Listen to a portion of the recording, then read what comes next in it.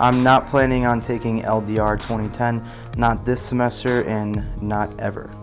I'm not taking LDR 2010. I'm not planning on taking the course. I will not be taking the class. Because I don't think it's fair that students should have to pay out of their own pocket for a course that's required of them just to participate in an activity on campus. I don't think you should ever really mandate a course that's required for your major. There are many circumstances to where this will only cause problems, especially when you have a state law that says that if you take too many classes outside your major, you start getting charged a whole ton of money. So now I have to take one credit that has nothing to do with my major just because of my job. I don't really think it's fair as far as for student leaders to be required an additional something added to their weekly schedule. I think students already have a large burden on their shoulders and don't receive enough financial aid, have so many different things to pay for, and a required course just to be involved is extremely unfair. I feel like we're segregating the student body. I don't think it's correct to make somebody go through a class to become a leader. I feel like you learn leadership through being a leader. I don't think sitting in a class setting you could actually learn how to be a leader. I think it comes from firsthand experience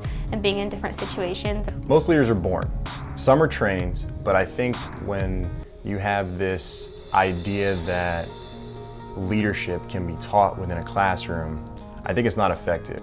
The administration, basically the deans, associate deans, student affairs people are the ones that are requiring the class. And if we look at, from what I understand, one of our representatives took the class last semester.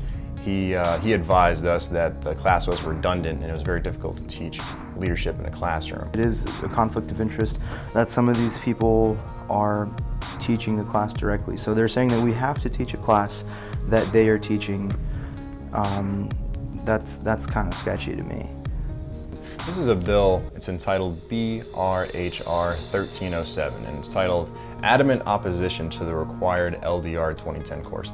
Now, the reason why this bill is so important is because the Boca Raton House of Representatives passed this bill unanimously.